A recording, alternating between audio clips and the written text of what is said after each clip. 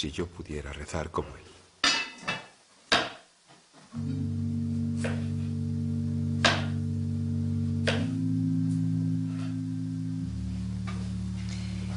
Me gustaría que me miraras con ese mismo fervor de vez en cuando.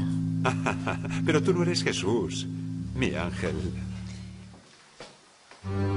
Martín Lutero se aproxima al fin de su vida. Este doctor en teología, monje que colgó los hábitos para convertirse en pastor, puso fin con su pluma a 7 siglos de unidad cristiana.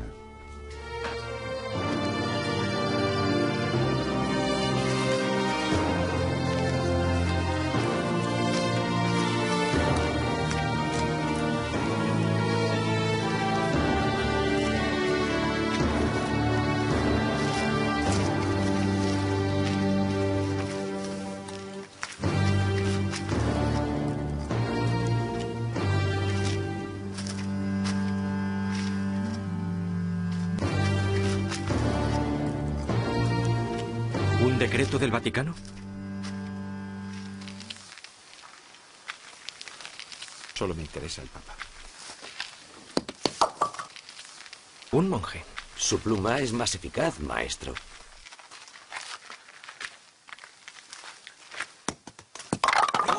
Afortunadamente tengo algunos discípulos. Martín Lutero puso patas arriba la jerarquía católica y rechazó el papado. Abrió el camino a la fundación de iglesias protestantes que protestaban contra Roma, independientes de Roma. Su reforma se inició en el corazón de Alemania y se extendió por toda la mitad norte de Europa en unas pocas decenas de años. Martín Lutero nació en 1483. Era hijo de un agricultor convertido en minero. Su padre tenía grandes proyectos para él. Por eso lo educó con dureza, a veces a latigazos. Le hizo asistir a la escuela de la ciudad vecina y recibir una escolaridad bien sólida a golpe de batuta.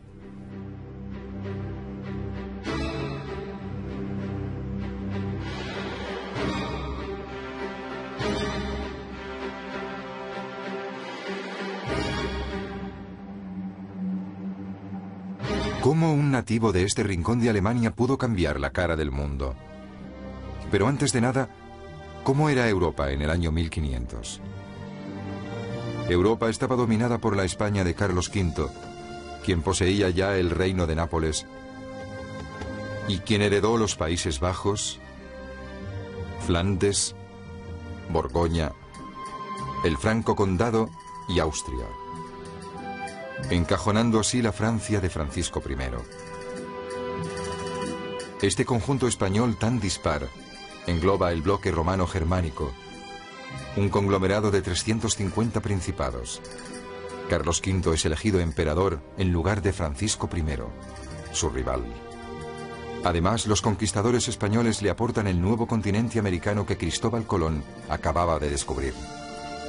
Así pues, a inicios del siglo XVI, España es una potencia política importante, pero no desempeña el papel de fuerza motriz que la nueva fortuna, llegada de América, le hubiera permitido desarrollar. España se queda al margen del gran fenómeno de la época, el Renacimiento. El Renacimiento tiene lugar en Italia. La ciudad de Florencia es la primera ciudad que se distanció de la Edad Media, que se liberó de la influencia de la religión. Los florentinos querían ser laicos. El individuo estaba en el centro de toda preocupación. El individuo y su derecho a la libertad de pensamiento. El individuo y su derecho a disfrutar de la vida terrenal.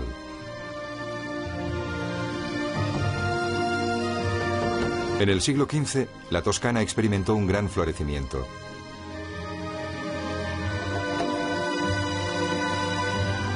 El despertar de un hombre nuevo, físicamente deseable, como en tiempos de la antigua Grecia.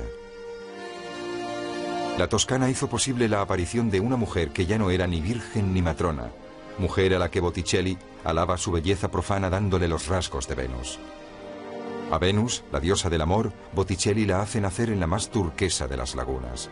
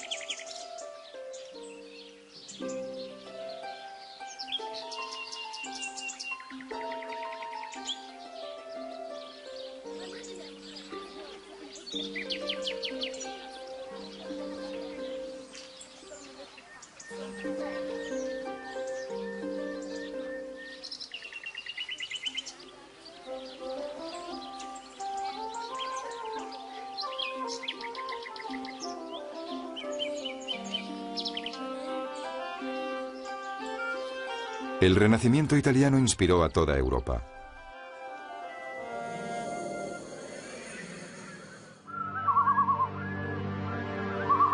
Pero los artistas del norte expresaban el tormento más que la serenidad de los maestros florentinos.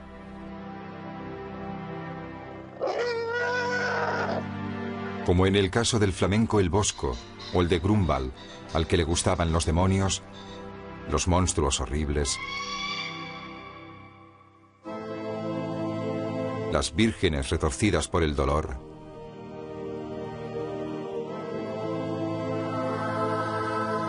los Cristos torturados, los cielos de tormenta,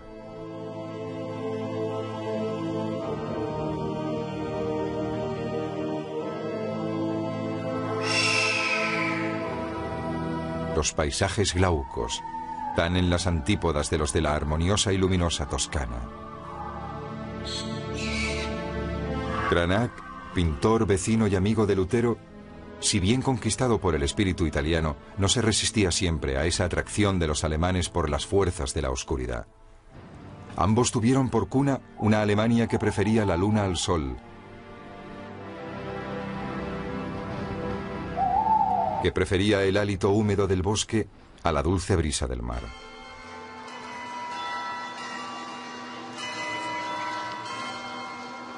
¿Quién había hecho posible que Italia, y muy en particular las ciudades toscanas, fueran el escenario de tantas innovaciones?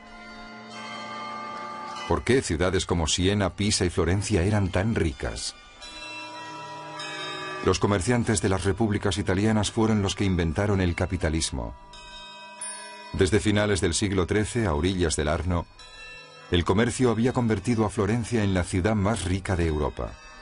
Los banqueros florentinos habían sabido sacar partido a las piezas de los flamencos, los escudos de Champaña, el dinero de los alemanes de los puertos hanseáticos. En el siglo XVI amasaban además el oro de los despenseros de los españoles.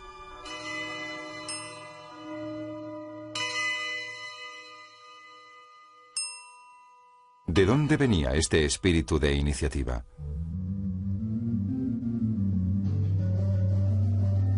Lo que caracterizaba a la Toscana era su espíritu de competición. Sus paisajes ondulados son una buena muestra de ello. El hábitat estaba dispersado, a caballo entre las crestas disputadas, obtenidas por comerciantes o campesinos que habían salido adelante.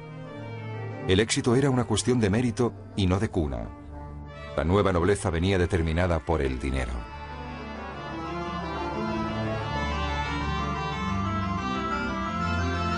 En las ciudades y villas, los barrios se organizaban alrededor de la casa del rico, y éste elevaba su torre para sobrepasar la del vecino. Habían 150 torres en Florencia, y todavía quedan una docena de ellas en San Gimignano. En la Toscana, los nuevos ricos declaraban su éxito a través de los signos externos de riqueza: torres soberbias, palacios imponentes, un tren de vida fastuoso y obras de arte. El arte y los hombres cultos es lo que daba legitimidad. Así pues, en Florencia, Milán y Venecia, las grandes familias mantenían a artesanos y artistas para que pudieran intentar todo, crear todo, inventar todo.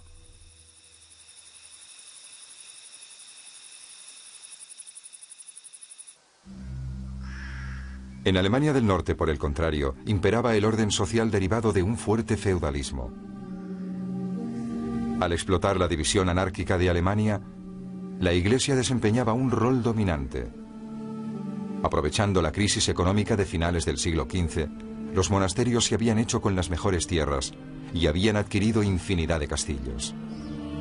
Y allí añadían iglesias e instalaban órdenes religiosas. Así es como el clero había conseguido empobrecer y poner en contra suya a los campesinos y a la pequeña nobleza. En cambio, en las ciudades, como si de un oasis en el desierto se tratara, florecía una relativa prosperidad. En las ciudades se demostraba sentido comercial e ingenio. Por ejemplo, en las ciudades alemanas se fabricaron los sextantes, las brújulas y los mapas sin los que Cristóbal Colón no hubiera podido descubrir América. En ella se producía papel de imprenta, sin el cual Lutero no hubiera sido otra cosa que una voz en el desierto.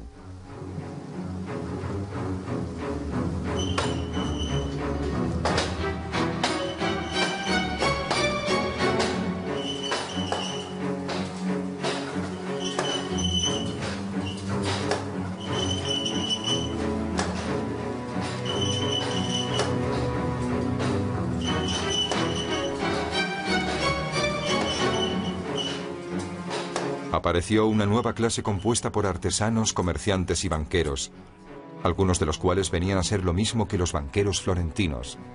Esta nueva clase plenamente renacentista estaba harta del conservadurismo de la Iglesia. Ese mismo deseo de emancipación lo compartía también la pequeña nobleza y los soberanos de los pequeños principados. Gracias a tal panorama de aspiraciones de libertad, fue posible que un simple monje encarnara los deseos secretos de todo un pueblo.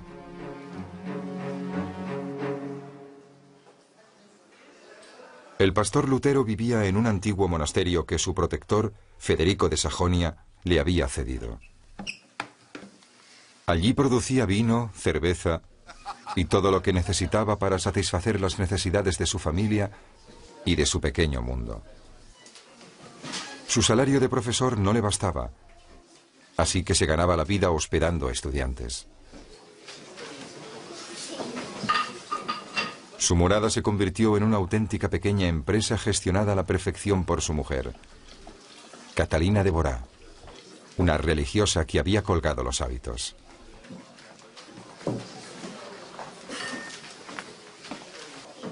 Su vaso de vino.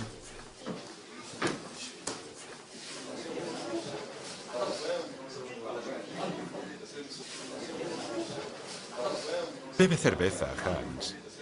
¿O acaso prefieres vino? Si el cuerpo de Cristo está en todas partes, entonces hay que apresarlo, beberlo en todos los tazones, en todas las copas. No hay diferencia entre esta mesa y la mesa del Salvador. Exactamente, Catalina. Exactamente. Las charlas de mesa de Lutero llenan miles de páginas. Bien por admiración, bien por interés, algún día valdrá dinero. Sus huéspedes lo sabían y por ello nos las dejaron escritas para la posteridad. A menudo tienes el semblante sombrío. ¿Acaso el diablo te susurra al oído para que no bebas? Entonces respóndele: beberé porque me lo prohíbes. Beberé de un trago. De una sola vez. Bebo para burlarme del diablo.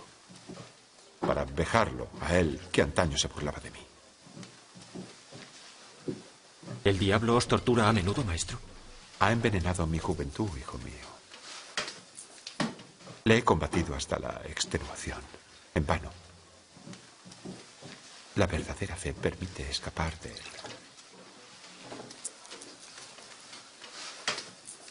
La fe te hace llegar al azul. Antes de encontrar el camino de esta verdadera fe, ¿Cristo no se arrancaba de las garras del demonio? El crucificado, tal como la Iglesia me lo había enseñado, no. Hay un bajorrelieve al lado de la Iglesia, donde aparece un Cristo con una espada entre los dientes. En otro tiempo, cuando pasaba, siempre daba un rodeo para no ver a ese juez implacable, vengador, sentado sobre un arco del cielo. Ese Cristo llevaba una cuenta rigurosa de los pecados para echárselos en cara a los aterrorizados miserables consagrados a la expiación. Me sentía profundamente malo. Nunca mi arrepentimiento parecía suficiente, ni mis buenas acciones. Ese Cristo me hacía palidecer de espanto.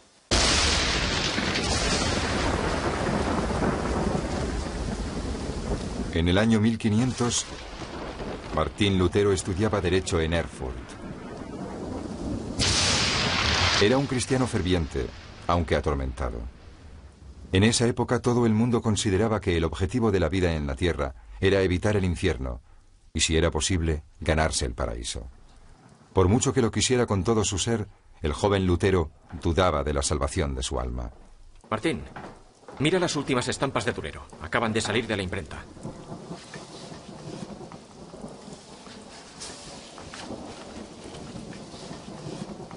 Mujeres desnudas. Sí, la moda italiana. Ah, Florencia.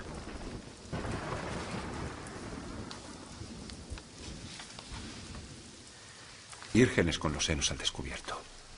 La Iglesia tolera cualquier cosa. Decididamente, Martín, ¿qué más da? No es más que el reflejo del placer de vivir de hoy en día. ¿Cómo se puede ser feliz sabiendo que un día el Creador nos pedirá cuentas? Si no haces más que pensar en el juicio final, vas a acabar por volverte loco. La fe es una forma de locura. El pecado, una enfermedad mental. Y la locura, un castigo. Y la Iglesia ha perdido el juicio. No se comporta ni ofrece una enseñanza conforme al Evangelio. Deberías salir más, en vez de pasarte el tiempo desesperándote con tus libros. Ven a la taberna. ¿Crees que en las tabernas vente. voy a encontrar sentido a mi existencia?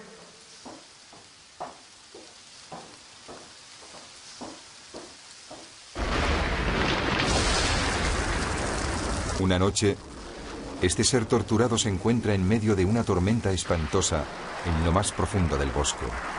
Teme por su vida y clama al cielo. Jura hacerse monje si escapa de los rayos.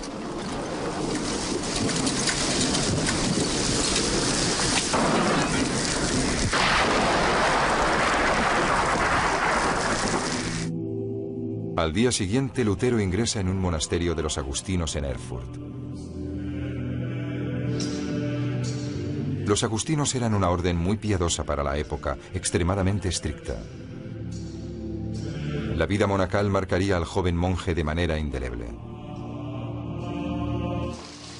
Si no hubiera vivido esa experiencia, Martín Lutero no hubiera sido Lutero.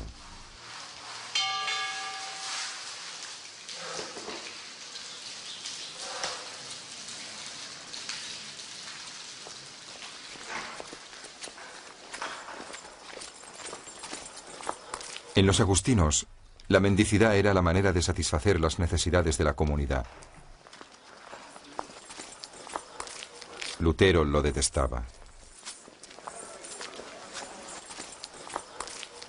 Pero la mendicidad servía para aprender la humildad, formaba parte de la regla y no le quedó más remedio que aceptarlo.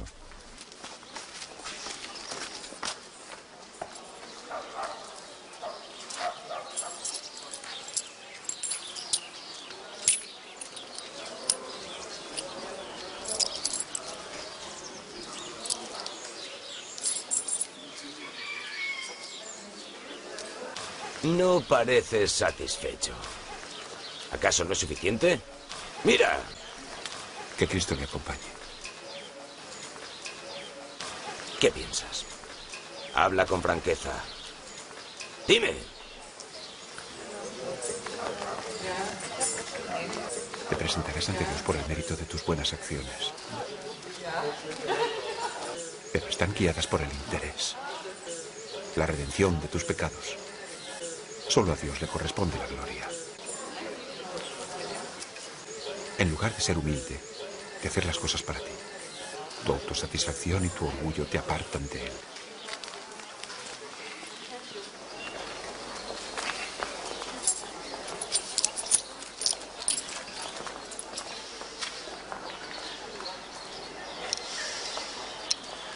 Mereces algo mejor. Es el amor que tú esperas.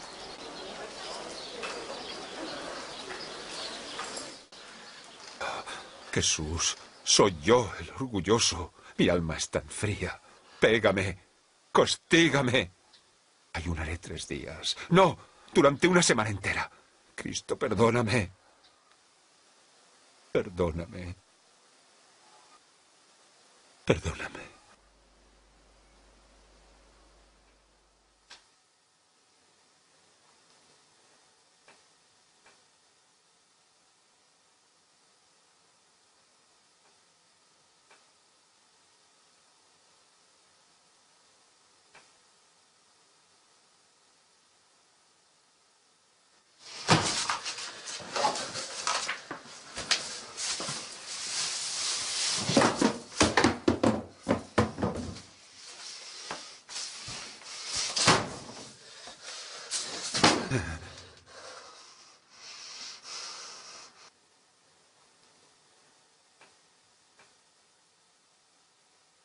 Amarte a ti que no me has escogido. Yo no te amo. Te odio.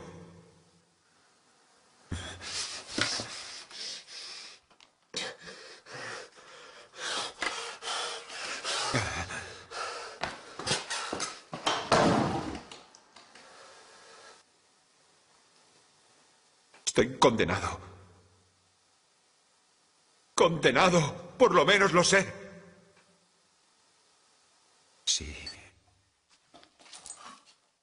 Sí, fui un monje estricto y piadoso. Si algún monje hubiera ido al cielo por beato, yo también hubiera ido. Hubiera muerto de tanto ayuno y noches pasadas en vela. Tanta plegaria en el frío, tantos trabajos. Cuanto más quería llegar a la perfección, más lejos la veía de mí. Si yo no hubiera sido redimido por su palabra, no hubiera durado ni 2 años. Maestro, ¿sus esfuerzos no le hacen esperar su gracia? Con Dios no se hacen negocios.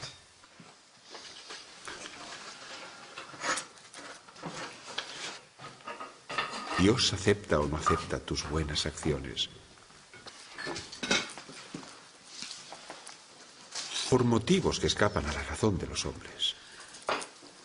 Solo cuenta una cosa: creer en su misericordia. Las buenas acciones son necesarias, pero después. No son un requisito para la obtención de su gracia.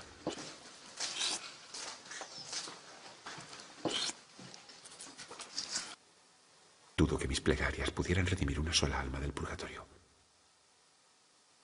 Me da asco el bien.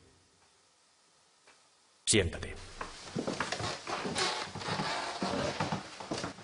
Pasas el tiempo escudriñando los movimientos secretos de tu conciencia. Solo confiesas pecados sin importancia, los mismos que te perdoné la semana pasada. Ten alguna cosa de verdad que confesar. Un asesinato, un pecado de la carne. Mi verdadero pecado es que no consigo amarlo. No es Dios quien está enfadado contigo, eres tú con él.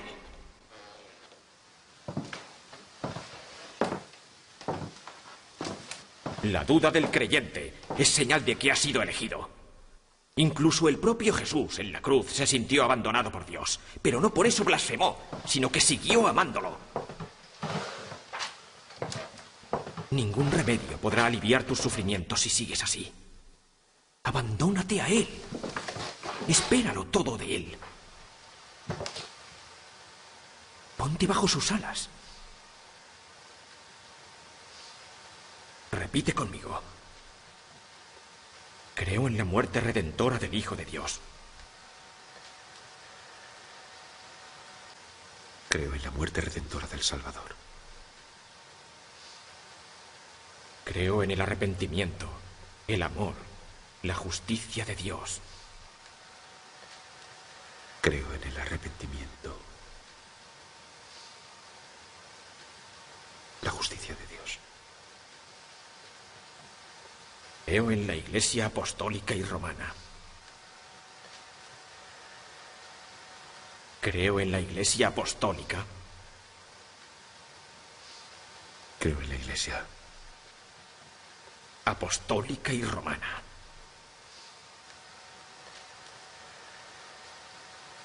Creo en las comunidades de fieles.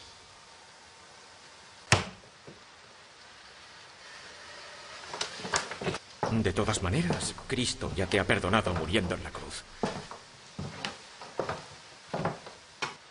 Como vicario de nuestra orden, te destino a la Universidad de Wittenberg. Allí enseñarás a Aristóteles. Un poco de lógica hará que se te pongan las ideas en su sitio. Y después harás una peregrinación a Roma. Necesitas ver mundo.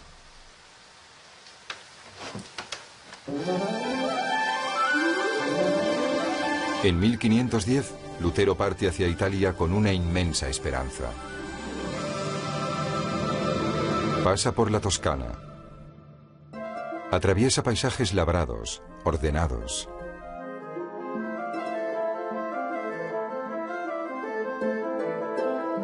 Conoce a seres singulares que solo tienen fe en sí mismos.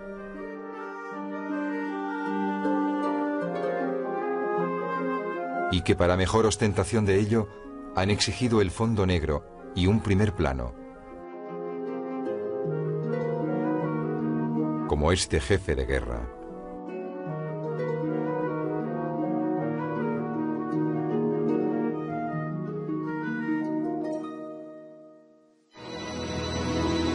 El joven peregrino contempla las obras de arte del Renacimiento.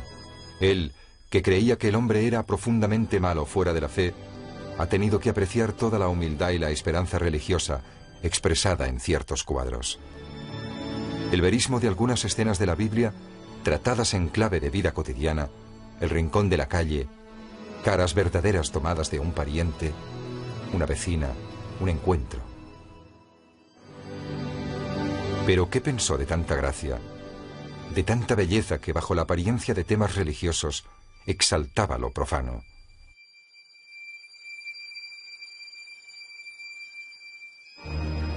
¿Pudo apreciar el arte por el arte? ¿El de Botticelli? ¿El de Leonardo?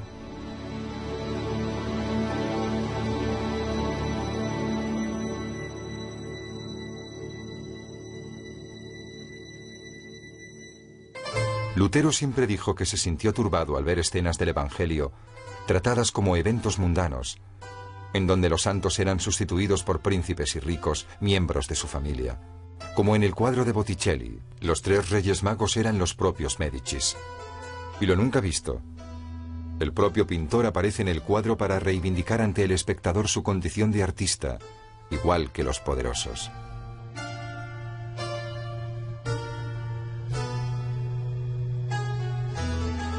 El cuadro de al lado, del flamenco Van der Goes, muestra una variante del Renacimiento en la que se expresa de modo más profundo la verdadera piedad. Los artistas del norte, como los alemanes, cultivan un naturalismo rústico. Es el hombre del camino o el hombre de la calle quien aparece en escena, no el Señor.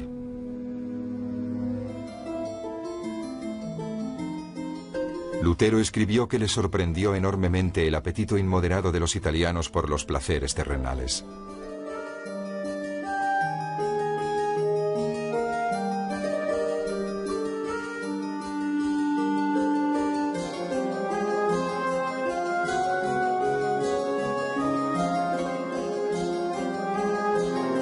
Todas esas fiestas, esos festines suntuosos.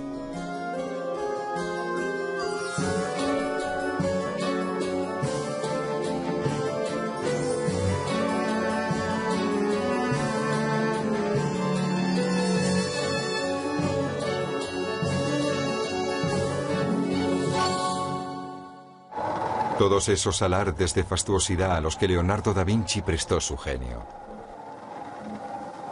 Por ejemplo, creando un movimiento de relojería, del que entonces descubrieron su potencial para utilizarlo como impresionantes efectos de escena.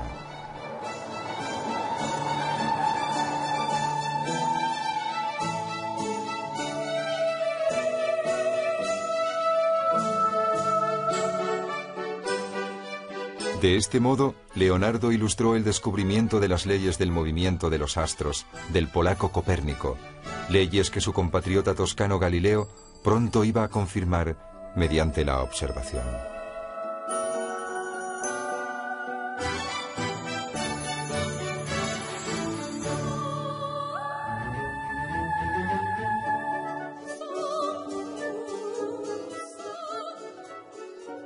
Mira, Lucrecia, la Tierra es redonda y gira alrededor del Sol. No lo digas, que está prohibido.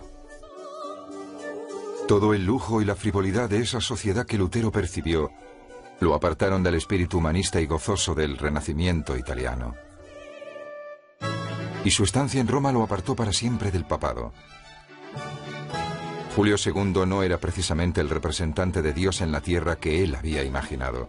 Lejos de ser un pastor en medio del rebaño, era un ídolo que se paseaba por la vulgaridad, un rey que para llenar sus arcas imprime indulgencias como quien emite bonos del tesoro.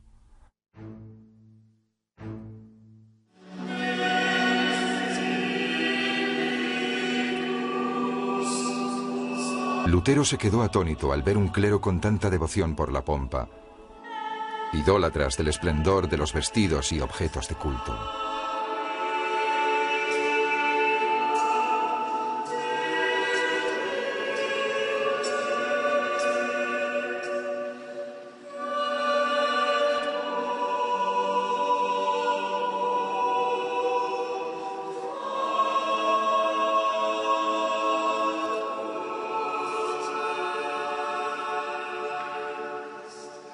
El joven monje se llevó de Roma un recuerdo que no cesaba de explicar. Un día celebraba su misa cotidiana. En el altar de al lado un sacerdote italiano despachaba la suya.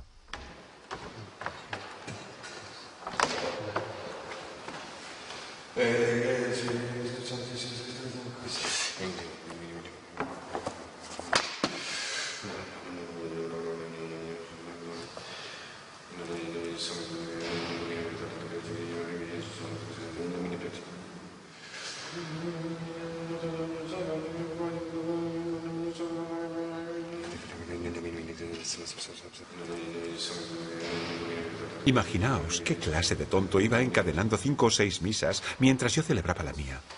Misas pagadas, naturalmente, a la memoria de no sé qué muertos. Pobres. ¿Pero qué pobres si están muertos? Quizás están en el purgatorio. ¿El purgatorio? Ya sabes lo que pienso de esa tontería. Las almas que deben salvarse están en la tierra. El purgatorio solo sirve para llenar las arcas de la iglesia. El papado es una gran prostituta. Del púrpura cardenalicio a la sotana del cura, todos los cargos se venden al mejor postor. Salvo si un cardenal o incluso el papa desea favorecer a un hermano, primo o incluso a un hijo. Y aún peor que los vicios de esos degenerados es la ignorancia que aplasta al clero. No saben lo que dicen, no entienden el latín, son incapaces de enseñar la santa palabra, pero bien que se burlan de ella.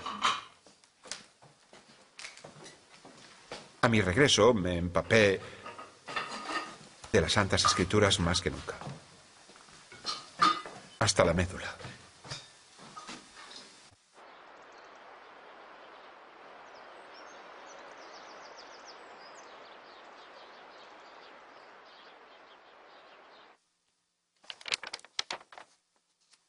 Martín Lutero se convirtió en doctor y profesor de teología.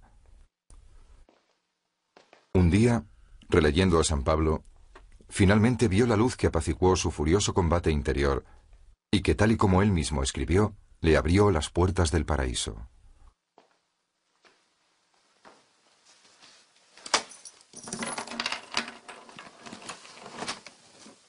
Tomó plenamente conciencia de que Dios se hizo hombre por piedad a los hombres, que su Hijo Jesús murió en la cruz para salvarlos,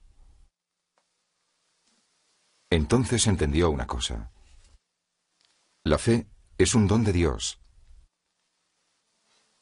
Un don concedido al que es capaz de aceptarlo. La salvación no viene de la acumulación de buenas acciones, ni de penitencias, ni de la práctica de los sacramentos. La salvación surge de la sumisión a Dios. La salvación surge de la confianza en la entrega.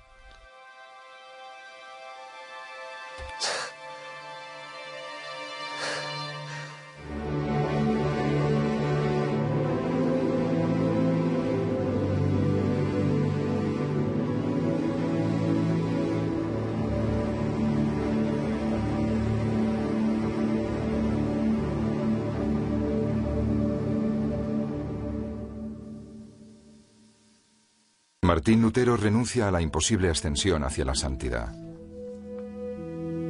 Él, que quería llegar hasta el cielo, se deja llevar por las nubes de la esperanza. A partir de ese momento se convertirá en un hombre nuevo. El mundo entero tiene que conocer su revelación y el mundo entero gozará con ello. Lutero descubrió por sí mismo esta maravillosa revelación que le aportó tanta paz. Entonces escribió que la interpretación del Evangelio no se dicta, es una cuestión de adhesión personal. Cada uno debe impregnarse de la palabra y dejarla actuar como cada uno la entiende, no según lo que dicen los curas. Propone a sus hermanos alemanes pasar de un cristianismo castrador, atormentado y contracturado, a un cristianismo libre, sereno y distendido.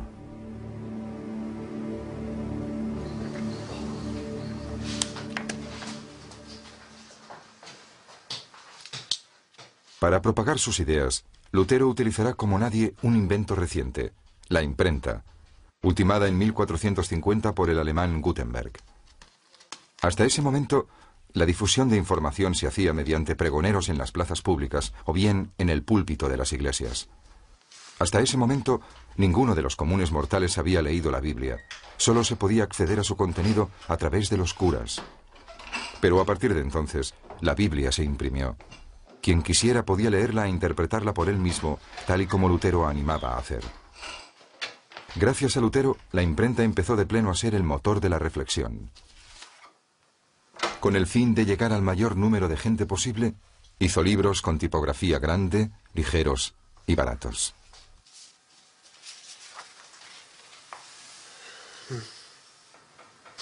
Haz folletos más pequeños, opúsculos que se puedan llevar en el bolsillo. De acuerdo, maestro. La jerarquía religiosa se endureció frente al mensaje libertario del monje. Sin embargo, los ilustrados lo escuchan y sus estudiantes los adulan. De repente, el asunto de las indulgencias le va a permitir ser el centro de atención.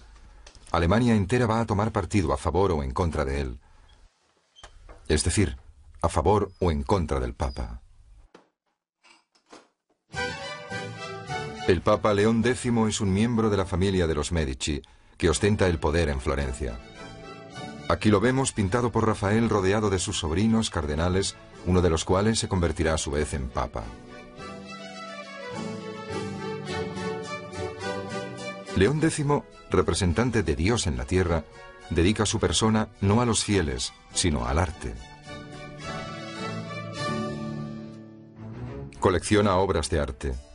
Llama al Vaticano a los mejores artistas: Miguel Ángel, Leonardo, Rafael, y remunera su talento como se debe.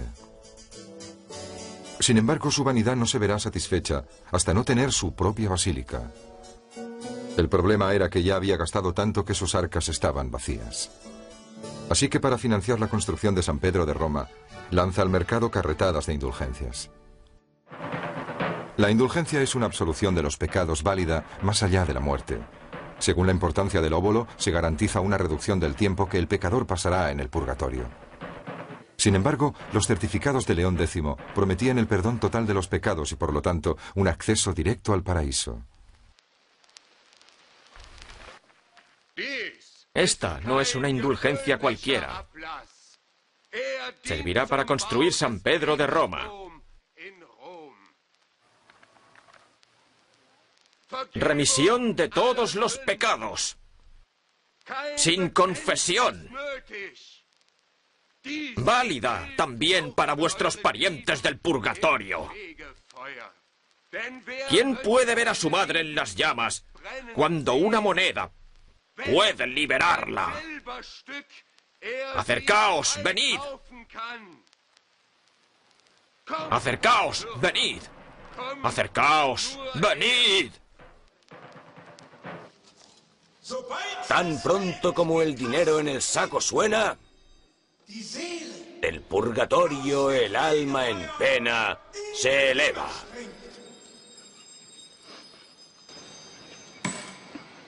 El Vaticano explota preferiblemente los principados alemanes. Sus gobernantes no son tan poderosos para combatir la codicia de los monjes recolectores. No como los soberanos de los grandes reinos unificados como Francia o Inglaterra. Alemania es la principal presa. Cuando el sentimiento religioso se resume en el temor al infierno, la indulgencia resulta una buena compra de un pedazo de paraíso. Las buenas gentes se apresuran a comprar.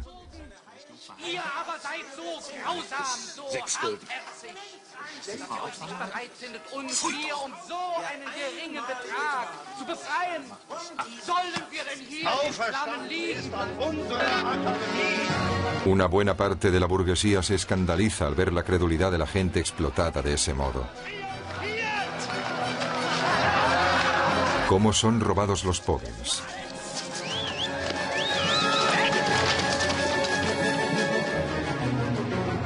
Cómo el extranjero se apropia del dinero de los alemanes.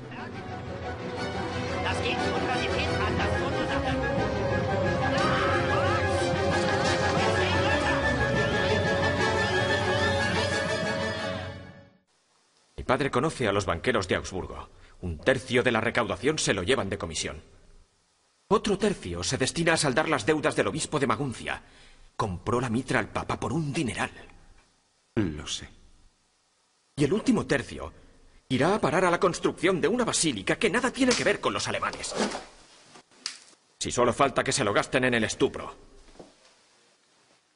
La iglesia es rica y nosotros cada vez más pobres. La iglesia impone el diezmo a los campesinos. Que trabajen los monjes. Que los curas se ocupen de las almas en vez de ocuparse de sus concubinas. Lo que dices es justo, pero solo me expresaré en el plano teológico. No es más que un esbozo. Los que compran las indulgencias también irán al infierno junto con los que las venden. ¿Es tu sermón del domingo? Ya me lo imagino. Solo Dios puede perdonar al que se arrepiente, no el Papa. El perdón se da, no se negocia. La Iglesia tiene por misión predicar la palabra de Dios, no de comerciar con ella. Ya no podemos seguir escuchando a los curas que han fracasado en su misión.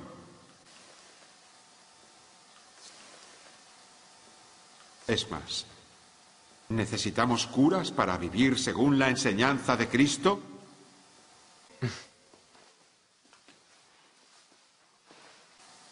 La fe establece una relación directa entre el fiel y Cristo. Dios no necesita intermediarios. No te andas con chiquitas. Para hacer manteca hay que matar al cerdo. ¿De verdad vas a decir eso? Primero lo publicaré.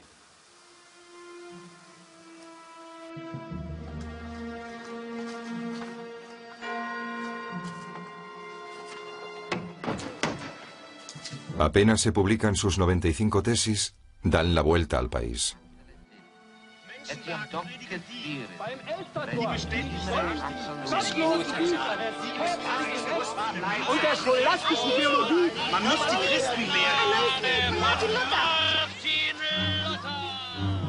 La jerarquía católica se siente ultrajada por ese texto rebelde.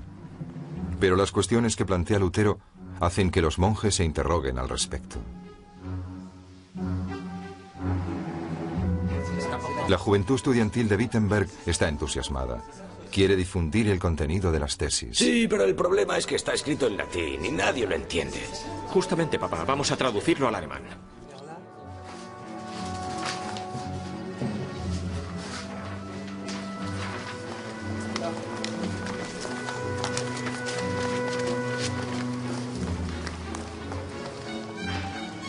La burguesía estima que la Iglesia ha exprimido demasiado al pueblo, que el dinero de los alemanes debe quedarse en Alemania.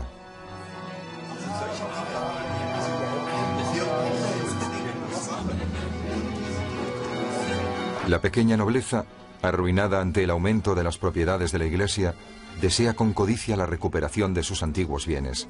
Así que da la razón a Lutero. Unos príncipes ven en esta rebelión el despertar de un nuevo sentimiento nacional. Otros, fieles al papado, se erigen en contra. Alemania queda dividida. El pueblo llano abre los ojos y quiere recuperar su dinero.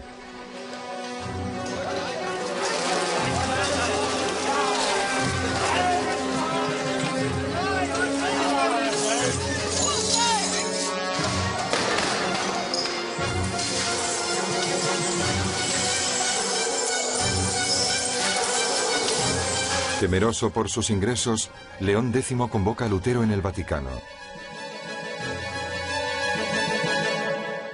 Lutero responde al Papa que no piensa ir a Roma.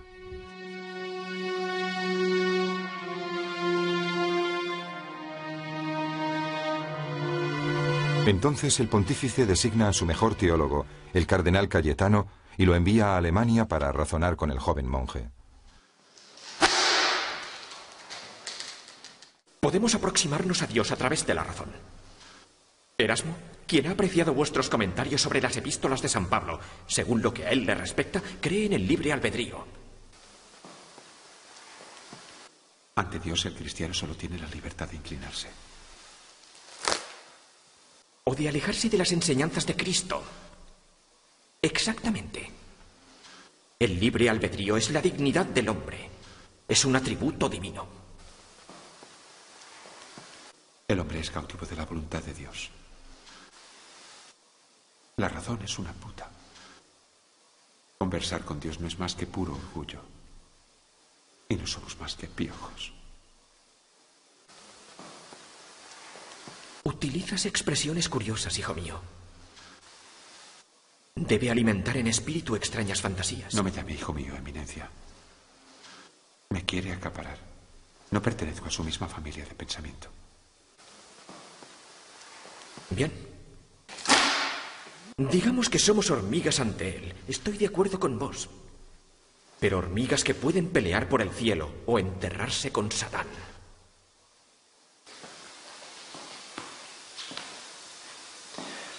¿Es que acaso tener fe es sinónimo de salvación? No.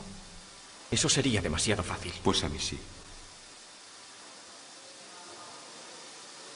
Nadie puede quitarme la misericordia de Dios.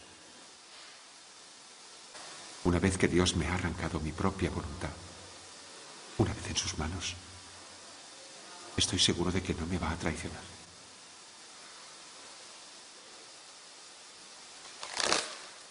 Si dudamos de ello, estamos negando que el crucificado nos ha salvado. Jesús no ha dicho explícitamente que todos los hombres se hubieran salvado. Gracias a esa incertidumbre de salvación, la Iglesia controla las almas.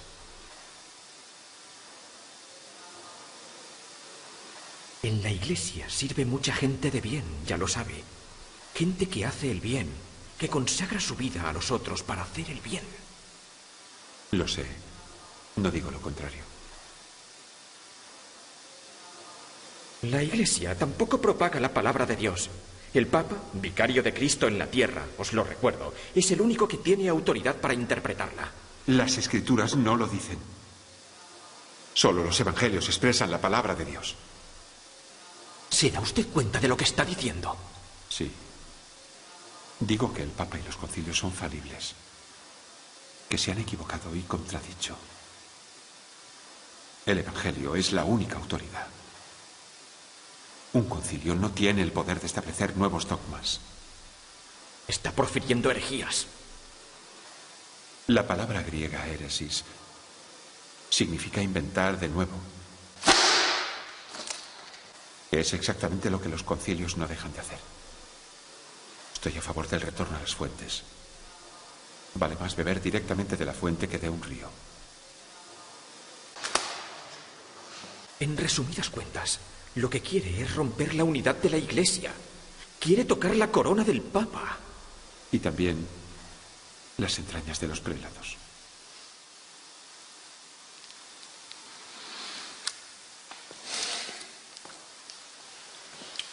Conoce la suerte de Juan Hus en Praga. Y la del monje Savonarola de Florencia no hace mucho tiempo. La de... Cientos de supuestos herejes quemados en las hogueras de la Inquisición. Sí.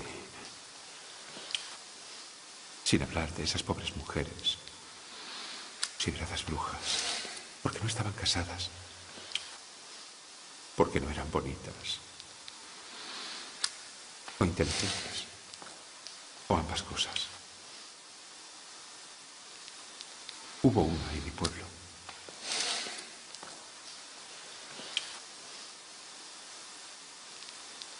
Haga de mí un mártir, y su iglesia será expulsada de Alemania.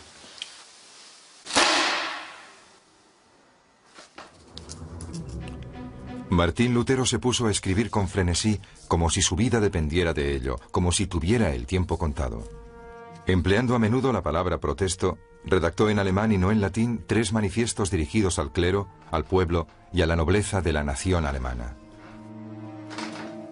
Es uno de los primeros en emplear este término patriótico de nación alemana, hasta entonces poco usado. A la nobleza le dice, al contrario que Roma, que el poder espiritual no es superior al poder político. Este discurso gustó sobre todo a los soberanos alemanes. El reino de Francia ha sabido defenderse de los saqueos del Papa. Debemos hacer lo mismo, nosotros, pobres alemanes, ovejas ante el lobo.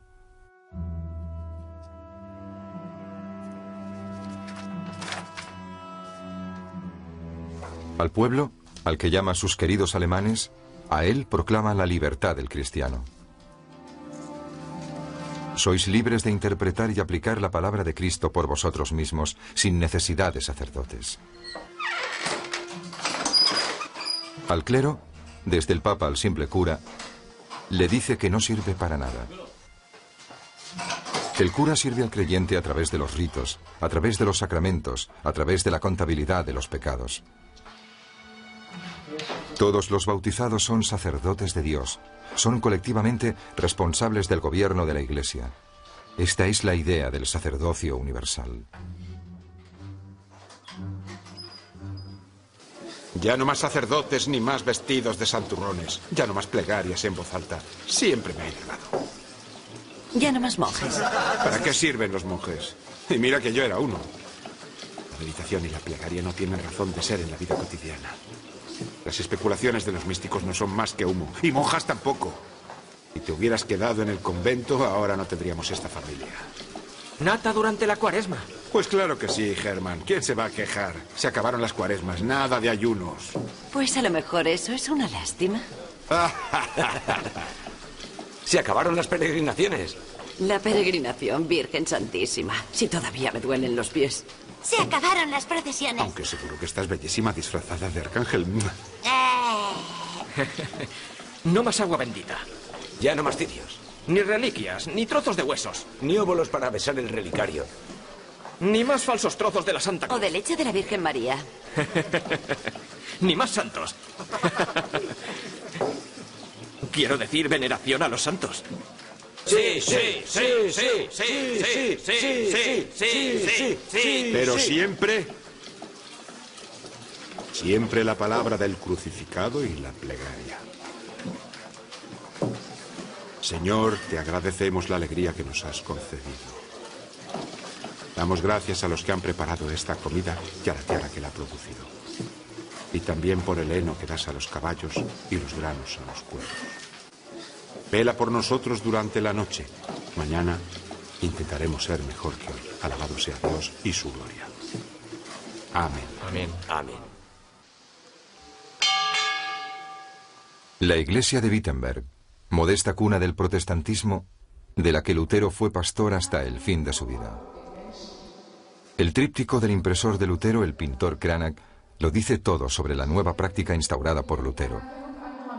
El sacerdote queda desacralizado. Tiene por misión esencial predicar la buena nueva. Ya no es el guía de los fieles. Se viste y se casa como todo el mundo. Kann diese Geschichte nur so verstehen. Wir danken dir, Gott, für deinen Geist, der uns Mut macht zum Glauben und Hoffen. In der Nacht Christus trägt das Brot des Lebens. Wer zu dir kommt, den wird nimmermehr hungern und nimmermehr dürsten.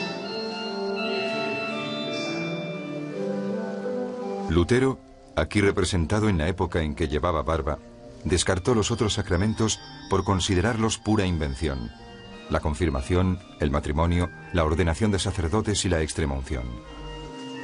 No rechazó la confesión, pero ya no la considera un sacramento.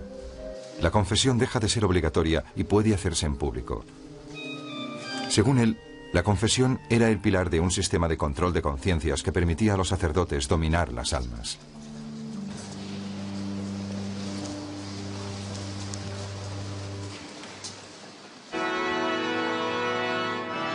En 1520 el Papa León X pone los textos de Lutero en el índice. Publica una bula en la que anuncia su excomunión si no se retracta de los textos. Los arzobispos obligan a quemar sus obras en diversas ciudades de Flandes y de Alemania. Por otro lado, alumnos de Lutero lanzan a las brasas los libros de referencia de la curia romana. Escolástica romana. Derecho canónico, al fuego. Tomás de Aquino. Lutero se une a ellos y acompaña a sus colegas de la universidad. San Agustín. Agustín no. Insensato. ¿El defensor del Papa impostor? Aunque no muy contento del exceso de celo que se tiene a los grandes autores.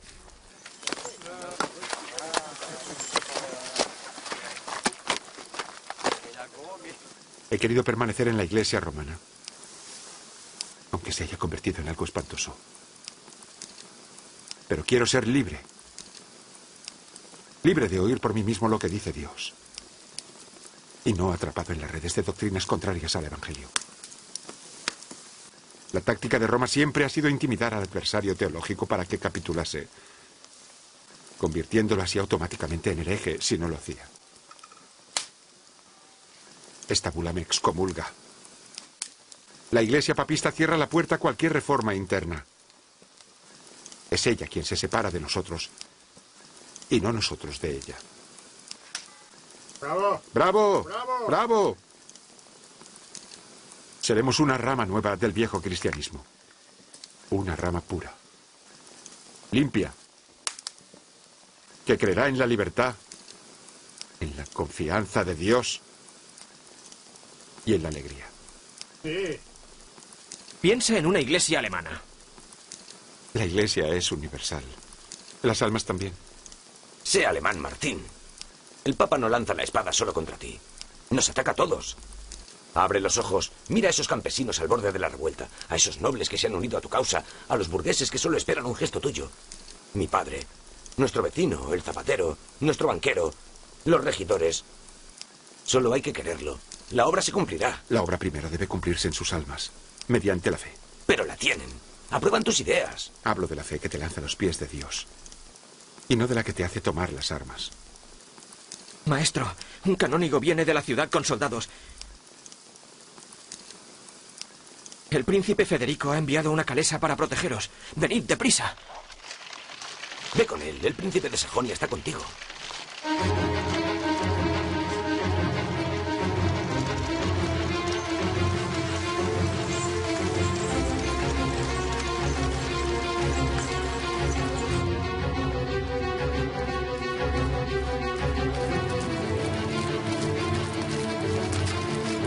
Lutero ha dado ese paso que hará de él un héroe nacional. Ahora que su ruptura con Roma se ha consumado, toda Alemania, desde el pueblo al príncipe, va a identificarse con él y va a querer protegerlo.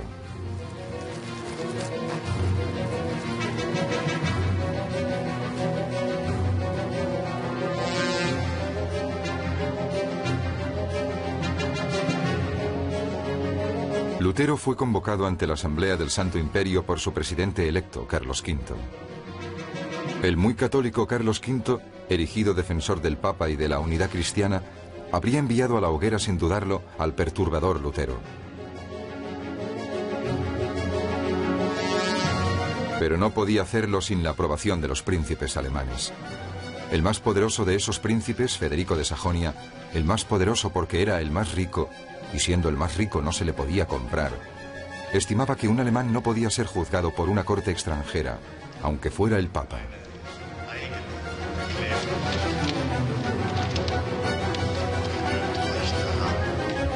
Federico de Sajonia era un hombre piadoso, pero también sentía simpatía por su súbdito Lutero, cuyas enseñanzas habían hecho célebre su nueva universidad de Wittenberg. Lutero comparece pues ante la asamblea de los príncipes alemanes para ser juzgado, convencido de que va a ser condenado. Mientras va de camino, cae en la cuenta de cómo se ha convertido en el punto de mira. Sus ideas se habían extendido por todas partes. Sus pequeñas obras, impresas en decenas de miles de ejemplares, habían sido difundidas con rapidez y publicadas en 50 ciudades. Desde el inicio de la imprenta, Lutero fue uno de los más grandes, por no decir el más grande bestseller de la historia de la escritura. Las aclamaciones, los libéranos, vénganos, que oye en la ciudad de Worms, iban a dar coraje al monje para hacer frente al legado del Papa y al emperador Carlos V.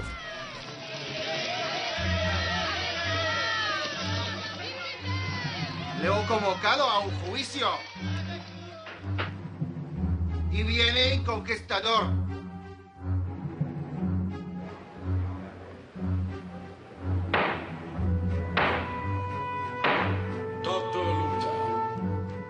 Se le exige a Lutero que reniegue de sus escritos. Él solicita que se discuta el contenido.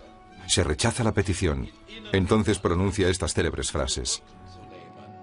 A menos que me demuestren que estoy equivocado con las Santas Escrituras, no según los papas o los concilios, mi conciencia está cautivada por las palabras de Dios. Y no es honesto traicionar a la propia conciencia. Por lo tanto, no puedo ni quiero retractarme. Deshalb kann und will ich nicht widerrufen. Hier stehe ich kann nicht anders.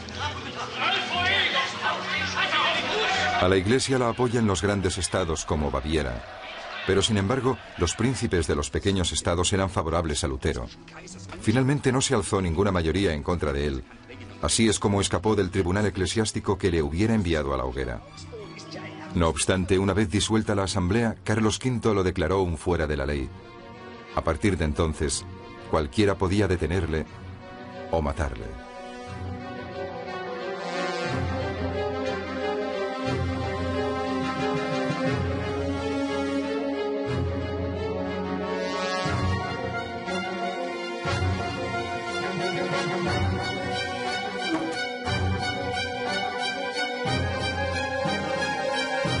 Entonces, Federico de Sajonia lo ayudó y lo escondió en uno de sus castillos, en Warburgo.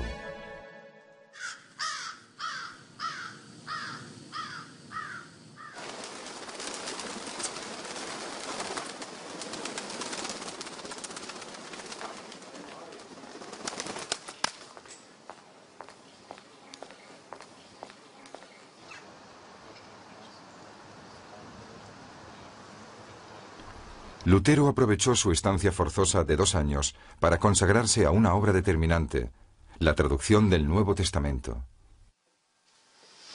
Ya se habían hecho otras traducciones, pero la de Lutero es la primera que se hace directamente del griego original.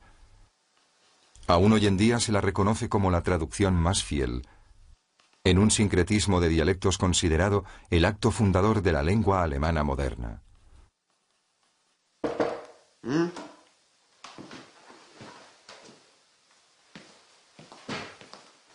Maestro, 2 hombres le esperan.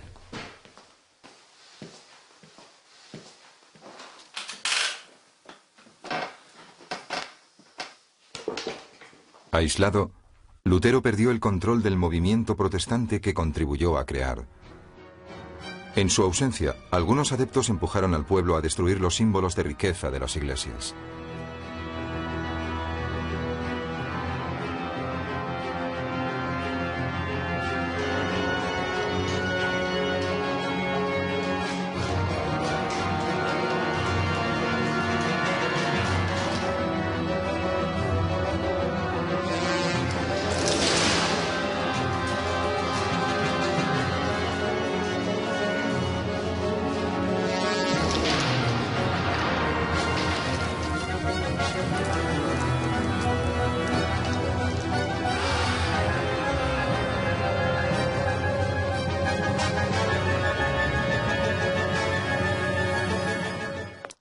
Prohíben la misa. Como esos exaltados anabaptistas. Os citan y aplican vuestros preceptos a ultranza. ¡Judas! Eso es lo que son. Los monjes abandonan los monasterios. Las monjas también. Cierran los conventos uno tras otro. Eso tampoco está mal. Las moradas de los curas son saqueadas. Vuelve. Hay violencia por todas partes. ¿Te has cortado la barba?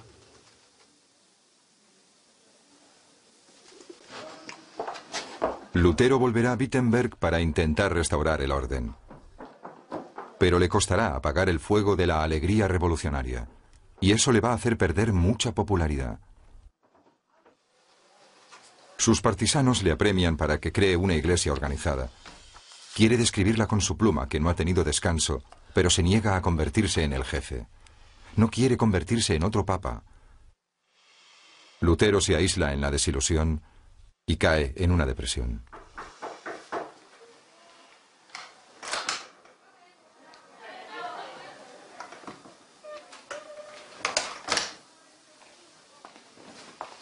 Maestro, disculpadme.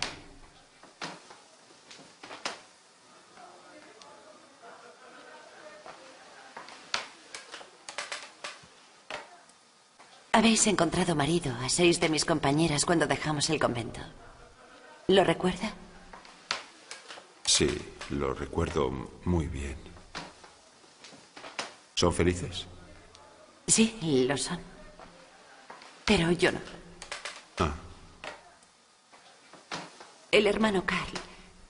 En fin, lo que yo quiero decirle es que Carl Smith, aquí me presentó, pues... ¿No es amable y buen creyente? Sí. Pero no me gusta. ¿Ya no te quieres casar? Sí. Pero si me caso, sola será con usted. Ha casado a tantos sacerdotes. ¿Por qué usted no? Pero yo no me quiero casar. Esperaré. Pues ya puedes esperar hasta la muerte. Pues nos casaremos en el cielo. Pero tú me ves a mí casado, instalado, gordo. Sí. Lutero confesó en la época de sus nupcias que se casaba para dar en los morros al diablo y a sus encubridores. Pero fue un matrimonio feliz, del que nacieron 6 hijos. Buenas noches. Buenas noches, papá. Ángel mío.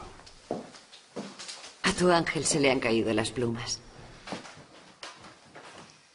Déjame que te repita, cariño mío, lo bien que llevas esta casa, lo feliz que soy contigo, tan feliz como ayer y tan feliz como mañana. Así sea.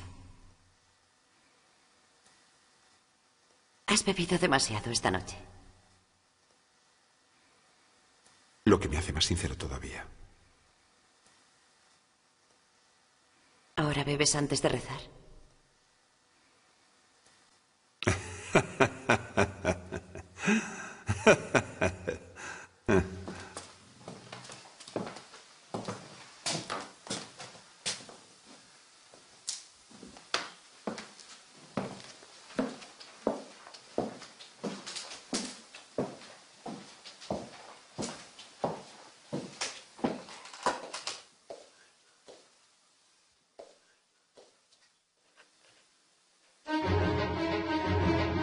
Lutero pareció a ojos de muchos, a menudo equivocados, el defensor de los pobres y de los oprimidos. El cambio radical del catolicismo en Alemania fue de la mano de una revolución social, azotada por los luteranos extremistas.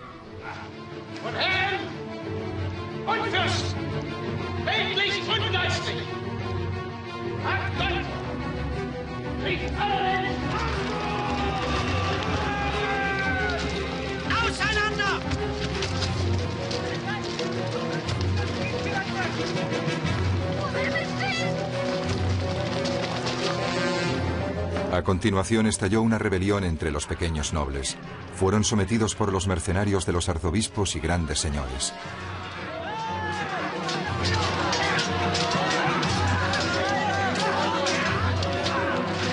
Después, en diversas regiones, en Baviera y en Alsacia, los campesinos se sublevaron. El levantamiento se enfrentó a una liga de príncipes.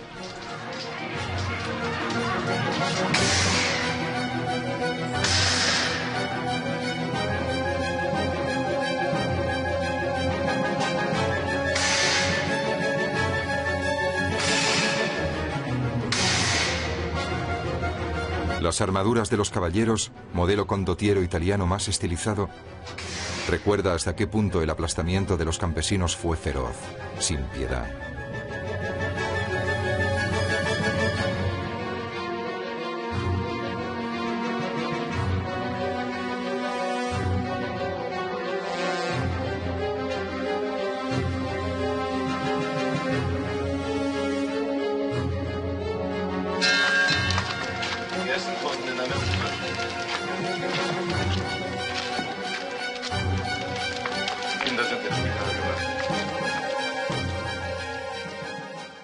Los señores jugaban a los bolos con las cabezas de los campesinos.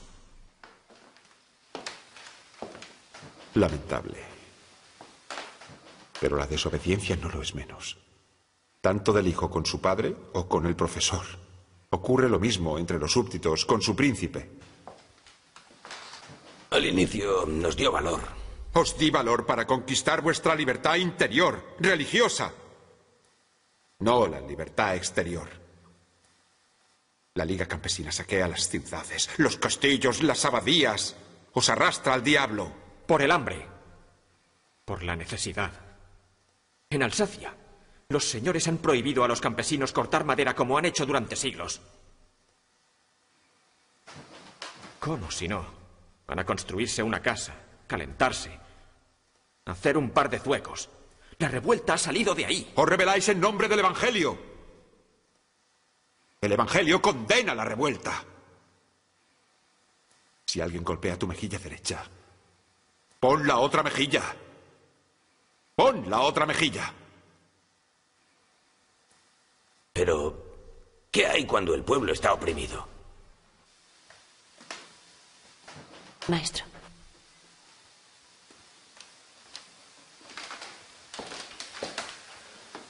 Es cosa de Dios decidir la suerte de los que oprimen al pueblo. Es cosa de Dios, no vuestra.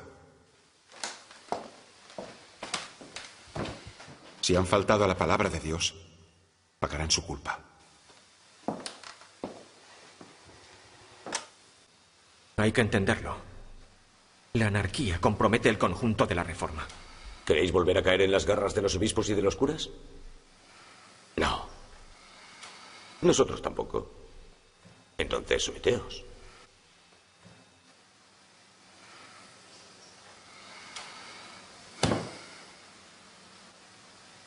No puedo ayudarles como lo deseas, Martín. Ya no tenemos dinero. Acoge a más huéspedes. Hay demasiado trabajo en el jardín, en la porqueriza, en el patio. Ya no puedo con todo. ¿Y qué propones? La verdad es que no entiendo por qué no te pagan por tus obras. Se venden como salchichas. Todo el mundo saca provecho. Los impresores, los libreros, todos, excepto tú. Escribes noche y día, pero no tenemos dinero.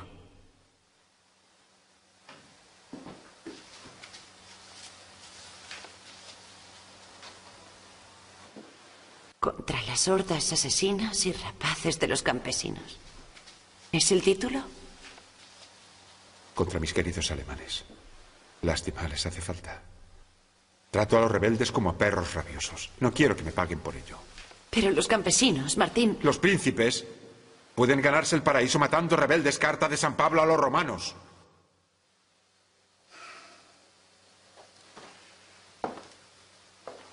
En tiempos tan agitados es más fácil que un noble entre en el paraíso matando rebeldes que otro rezando. Si hay inocentes entre los campesinos, Dios sabrá protegerlos. Si Dios no los salva, es que son criminales.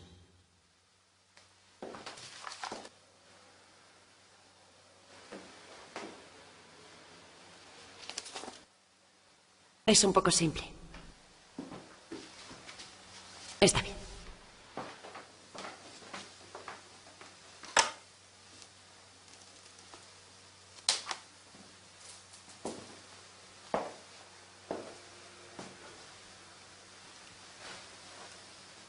Esta obsesión por el orden civil, sin el cual su reforma podría hundirse, hace pensar a Lutero que los príncipes son necesarios para dirigir al pueblo, y a pesar de sus defectos, son de una legitimidad casi divina. Más vale la muerte de los campesinos, escribirá, que la de los príncipes o la de los magistrados. Por sus opiniones políticas, Lutero se posicionó entre los conservadores del orden establecido. Se declaró en favor de las iglesias de Estado, donde la religión es la escogida por el príncipe. Despreciaba a los judíos y su independencia confesional. Estaba a favor de los príncipes en el poder fuerte, pequeños papas sobre sus territorios, representados por obispos que eran sus prefectos. De este modo, Lutero abrió la puerta al autoritarismo de Estado.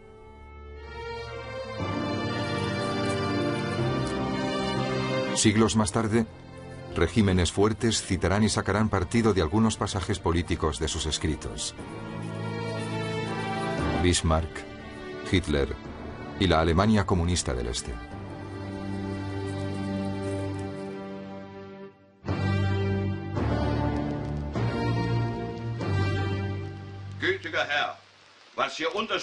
En 1530, solamente 10 años después de su ruptura con Roma, la mayoría de los príncipes alemanes suscribía las ideas de Lutero. Carlos V intentó preservar la unidad de su imperio mediante el diálogo, en vez de las armas. Los turcos amenazaban sus fronteras. Trasladó a los príncipes que para repeler a los infieles que se apelotonaban a las puertas de Viena, era necesario unirse bajo una misma bandera y acallar a sus antagonistas religiosos. Pero los soberanos alemanes, convertidos a las ideas de Lutero, rechazaron renegar de su nueva fe.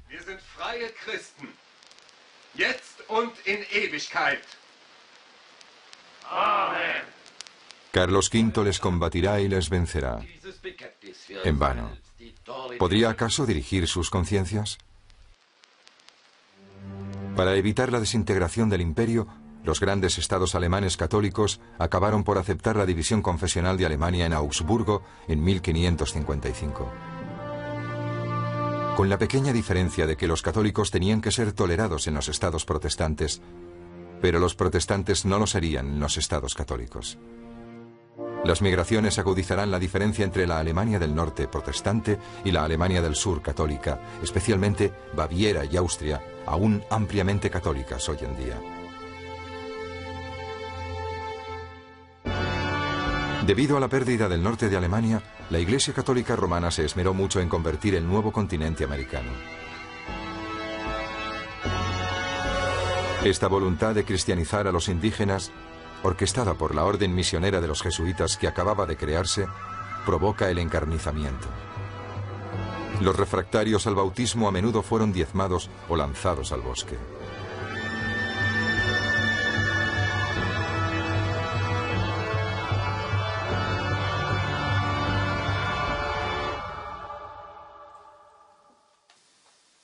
En otros términos, no se puede ser un buen cristiano si no se sabe leer ni escribir. De hecho, la reforma luterana contribuyó a favorecer un prodigioso desarrollo de la educación en toda Europa, tanto protestante como católica. Como la jerarquía católica toma conciencia de la insuficiencia notoria de la instrucción religiosa, el Vaticano convocará un concilio que pasará a ser uno de los más importantes de la historia, el Concilio de Trento. Este concilio de la Contrarreforma creará los seminarios. A partir de ese momento, ningún sacerdote será ordenado si antes no se ha formado en un seminario donde estudiará teología. El catequismo será obligatorio en las escuelas e indispensable en todas las parroquias.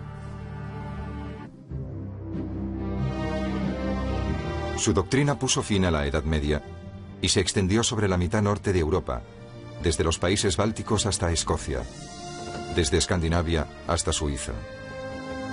Su filiación será numerosa y variada, a menudo más radical, especialmente en Ginebra, donde el franco-suizo Calvino instituirá una iglesia reformada organizada, democrática y, a diferencia de la de Lutero, independiente del Estado, que servirá de modelo. En Inglaterra, La rebelión contra Roma fue dirigida no por un hombre o por el pueblo, sino por el propio soberano Enrique VIII, porque el Papa no le autorizaba a divorciarse. La contrarreforma llevará a las guerras de religión. Estas serán atroces por toda Europa, en particular en Francia, contra los protestantes hugonotes a partir de la noche de San Bartolomé, y en Alemania durante la Guerra de los 30 años. A fin de vivir en paz su nueva fe, los protestantes de toda Europa se expatriaron a América.